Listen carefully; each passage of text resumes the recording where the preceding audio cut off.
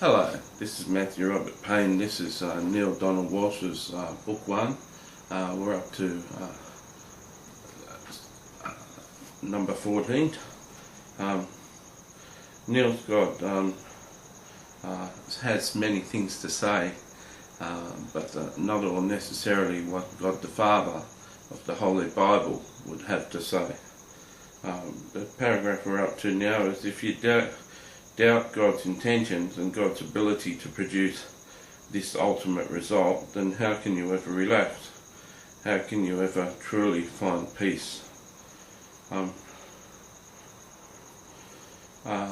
We'll go beforehand, what he said beforehand, Neale's God, and we'll put this in context.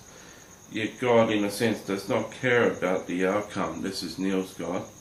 Yet God, in a sense, does not care about the outcome, not about ultimate outcome. This is because the ultimate outcome is assured. And this is the second great illusion of man, that the outcome of life is in doubt, Neale's God says. It is this doubt about ultimate outcome that has created your greatest enemy, which is fear. For if you doubt the outcome, then you must doubt your Creator, you must doubt God. And if you doubt God, you must live in fear and guilt all your life. Okay, this is the passage we're going to look at. If you doubt God's intentions and God's ability to produce this ultimate result, how can you ever relax? How can you ever truly find peace? God has full power to match intentions with results. You cannot and will not believe, even though you claim God is all powerful, that you have a right to create your imagination a power equal to God, in order that you may find a way for God's will to be thwarted. You've created your own mythology, which you call the devil. You've even imagined a God at war with this being, thinking God solves problems the way you do. Finally, you've imagined that God could lose this war. In this, first of all, Neale's God is saying that without belief that God can achieve the ultimate result in our lives, all we've got is to live in fear. That's the only result we've got, is that we live in fear.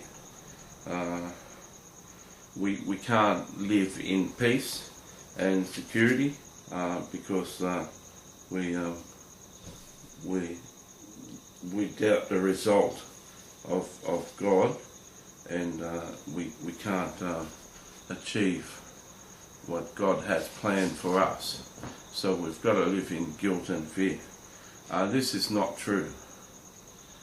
We can live, I can live, and I do live in the will of God. In other words, my life is treading along a path that God's happy with and God's in charge of.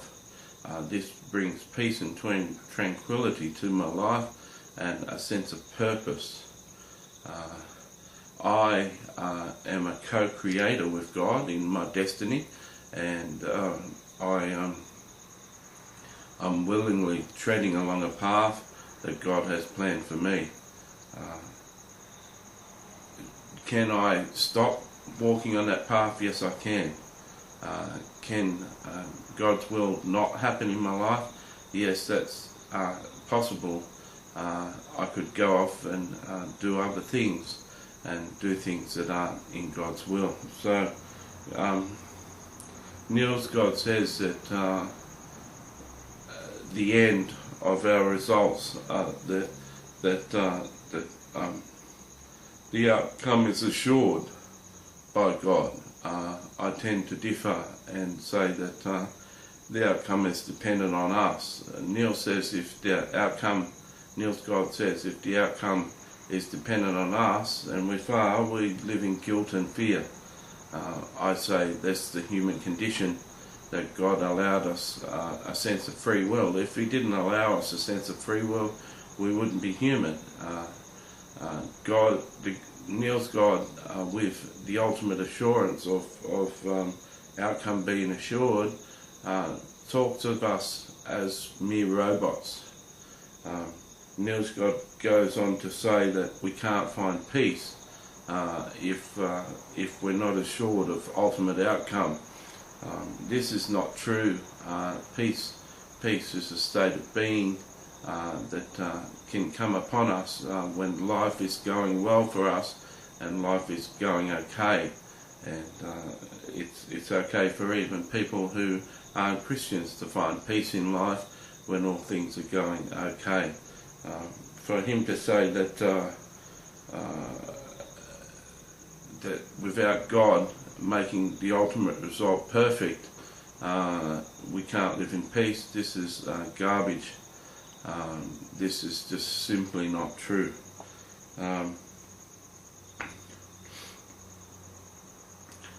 He says that God has full power to match intentions with results. You cannot and will not believe in this, even though you claim that God is all powerful, and you have to create in your imagination a power equal to God in order that you may find a way for God's will to be thwarted, he says. And you have created your mythology, a being you call the devil. We didn't create in our mythology a being called the devil. The being called the devil is mentioned in the Bible. The being called the devil used to be an angel and now has turned his way. We didn't create mythology. The major religions of the world, the Jewish religion, the Islamic religion, they all believe in Satan and they all know that Satan exists. Neale's God is saying that we created this in our mythology. We created the being, the devil, the very devil, the very Satan. He talks about us creating is what's writing this book. This book is a work of proportions that aren't very good. This work is total opposite to what the Bible says. His foundation for what he's saying is that God assures all our destinies. If that were true, everyone would be living in their destiny. Everyone would succeed in life and achieve what they were born to achieve. But the fact of the matter is, so many people are born with oppression and things coming against them. They never rise out, they never heal, they never get free of that oppression, and they don't live out their destinies because that was thwarted by other people or by the human condition. Many people don't live out their destiny. Jesus' parable of the talents wouldn't exist if it were true that everyone was going to double the talents.